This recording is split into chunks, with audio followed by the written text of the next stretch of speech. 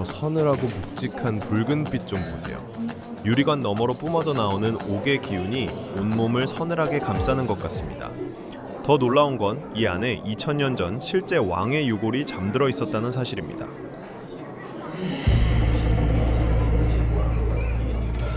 캄캄한 무덤 속에서 2000년을 버텨낸 그 긴 시간이 고스란히 느껴지네요. 저는 솔직히 낡은 유물 몇 점만 남은 평범한 무덤일 줄 알았어요. 하지만 이곳은 중국 남부에서 유일하게 남아있는 2000년 전 지하 공전, 바로 광저우 남월왕 박물관입니다.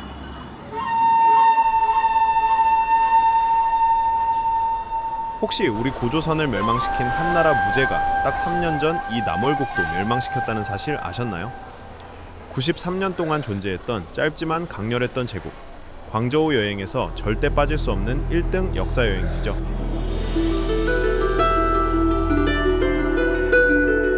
이 압도적인 몰입감의 핵심은 바로 2291개의 옥판을 붉은 비단실로 촘촘히 꿰어 만든 실로옥이에요. 한나라 황제가 금실을 썼던 것과 달리 남월국은 현지 월종 문화의 영향을 받아 비단실을 선택했죠. 중국 남부 최고 수준의 유물이자 남월국만의 독특한 문화 융합을 보여주는 대표작입니다.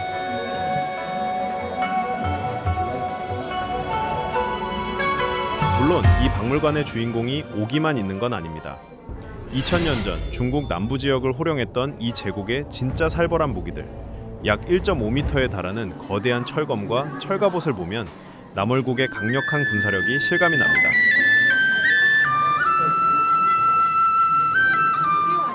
왕실 연회에서 사용됐던 청동 편종과 편경 같은 악기들은 당시 궁정 음악을 그대로 들려주는 듯해요.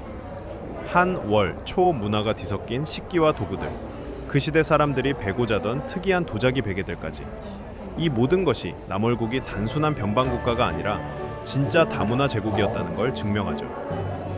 그 중에서도 제 눈길을 끈 건 저 딱딱한 도자기 베개입니다. 저걸 베고 잤다가는 다음날 확실하게 목 디스크가 올 것 같은데요.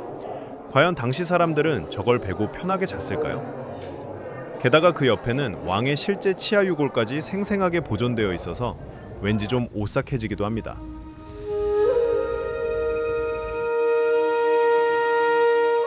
만약 여러분이 강대국 눈치를 봐야 했던 힘없는 왕이었다면 죽을 때 무덤 깊숙한 곳에 무엇을 가져가고 싶으셨을까요? 작지만 묵직한 황금 도장 위로 화려한 조명이 반사되어 눈을 사로잡습니다. 겉으로는 한나라의 신하를 자처하며 고개를 숙였던 조타 왕조의 진짜 야심이 여기 담겨 있어요. 바로 문제행세, 이 대왕 조말이 스스로를 황제라고 칭했다는 명백한 증거입니다. 중원의 10만 대군 앞에서는 90도로 깎듯이 인사하면서 캄캄한 무덤 속에서는 몰래 내가 진짜 황제다 라며 도장을 파묻었던 그 심정. 겉으로는 네네 하면서 속으로는 항상 가슴에 사직서를 품고 다니는 우리 K 직장인들의 마음과 같다고나 할까요? 충분히 이해가 갑니다. 하지만 역사란 참 무심하게도 영원할 것 같았던 국가도 순식간에 무너지며 결국 이토록 화려한 유물을 남긴 채 한 줌의 흙으로 돌아가네요.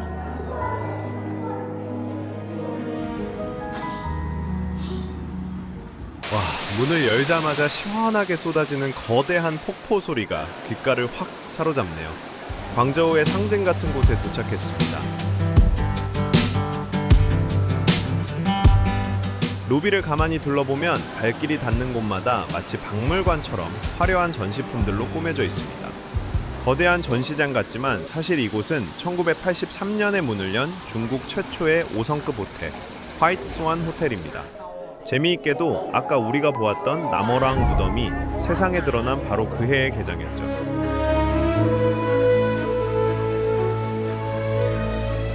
객실 안으로 들어서니 40년이 넘은 세월이 무색할 만큼 관리가 잘 되어 있습니다. 이 오래된 호텔 방도 이렇게 완벽하게 관리가 되어 있는데 매일 아침 아이고 소리와 함께 일어나는 제 몸은 왜 이런 건지 잠시 서글퍼지네요. 저도 오늘부터 관리 좀 철저히 해야겠습니다.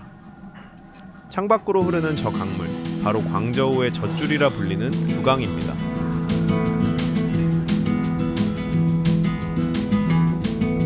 이 호텔은 단순한 숙소가 아니라 중국 현대사를 관통하는 거물들이 실제로 머물렀던 역사적인 무대입니다. 특히 아무리 돈이 많아도 2006년 어느 날엔 이곳에 절대 묵을 수 없었습니다. 도대체 왜냐고요?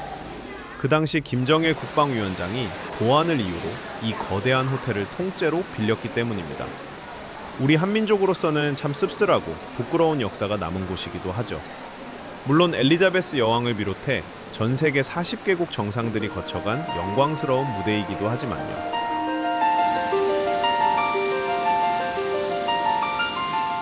호텔 곳곳에 놓인 클래식한 원목 가구들과 반짝이는 대리석을 가만히 바라보고 있으면 이 공간이 묵묵히 견뎌온 세월의 무게가 고스란히 느껴지는 것 같습니다. 푹신한 침대에 누워 이 고풍스러운 우아함을 한껏 만끽하고 싶어지지만 안 됩니다. 서둘러 가봐야 할 곳이 있습니다. 자, 광저우 가족 여행 코스에서 10대 자녀들의 만족도를 200% 끌어올려줄 비밀의 성지. 부모님들에겐 문화 충격을, 아이들에겐 천국을 선사할 오타쿠와 서브컬처들의 화려한 지하세계.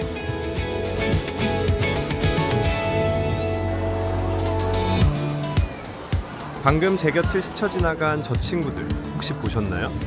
화려한 가발에 머리부터 발끝까지 완벽하게 캐릭터로 변신한 모습이 정말 눈에 띕니다. 유리 진열장마다 빼곡하게 들어찬 정교한 피규어들과 화려한 굿즈들, 그리고 이 넓은 지하 광장을 발디딜 틈조차 없이 채우고 신나게 즐기는 10대 청소년들의 열기가 정말 압도적인데요. 평온한 공원을 지나 에스컬레이터로 몇 계단 내려왔을 뿐인데 순식간에 요란하고 화려한 지하 세계로 빨려 들어온 기분입니다. 마치 도쿄 아키하바라를 통째로 옮겨놓은 듯한 네온 사인들. 이곳은 광저우 청소년들의 성지, 애니메이션 스타시티입니다.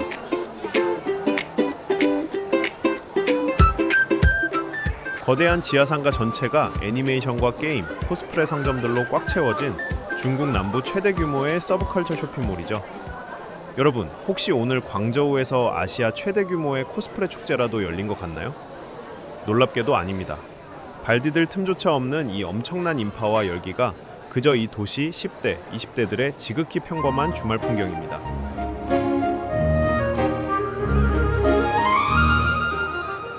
학창시절 오락실 조이스틱 좀 부서져라 두드려보고 만화책 넘기며 밤새우던 추억, 다들 가슴속에 하나쯤 있으시잖아요. 방과 후 오락실에서 넋놓고 구경하다 부모님께 등짝을 맞으며 끌려가거나 이불 속에 숨어서 만화책을 보다가 걸려 겨우 목숨만 부지했던 그 시절 말입니다. 그때 우리가 그렇게나 열광했던 서브컬처가 지금 이곳에서는 이렇게나 크고 당당하게 살아 숨쉬고 있네요.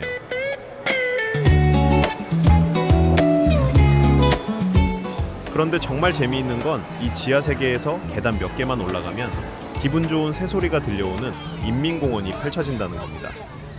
축구공으로 화려하게 묘기를 부리는 아저씨 바로 옆에서 코스프레 복장 그대로 야외 촬영에 열중하는 청소년들, 그리고 여유롭게 산책하는 시민들까지 전혀 어울리지 않을 것 같은 사람들이 한 공간에 모여 각자의 즐거움을 마음껏 누리고 있습니다. 타인의 시선을 의식하지 않는 여유, 참 부럽죠?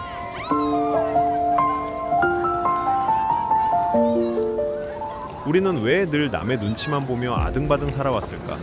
진정한 자유란 무엇일까? 이런 깊은 철학적 고뇌에 좀 멋지게 빠져보려 했는데 사실 그러기엔 제가 너무 배가 고프네요.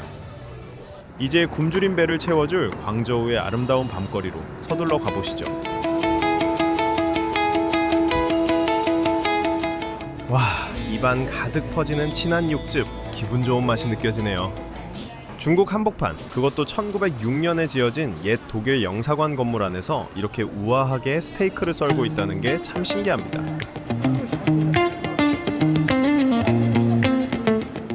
맛있는 음식으로 든든하게 배를 채우고 밖으로 나오니 어느새 짙은 어둠이 내려앉은 거리는 완전히 19세기 유럽으로 변신한 느낌입니다.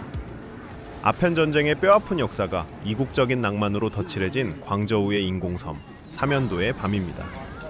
선선한 밤바람을 맞으며 걷다 보면 은은한 가로등 아래로 환하게 빛나는 고딕 양식의 성당이 나타납니다.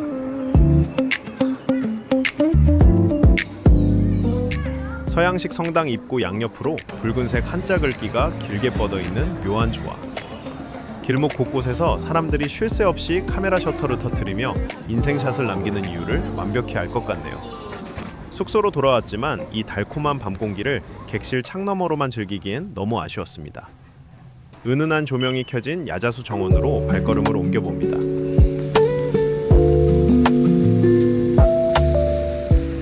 정원 끝 화려한 보트 너머로 칠흑 같은 주강을 부드럽게 가르며 지나가는 유람선들. 마치 낭만적인 영화 속 한 장면 한가운데 서 있는 기분입니다.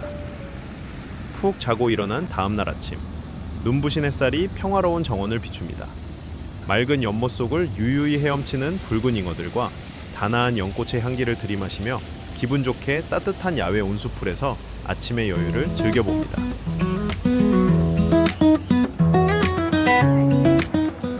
가벼운 발걸음으로 다시 나선 삼연도의 아침은 어젯밤과는 또 다른 고요한 매력을 뽐내고 있네요.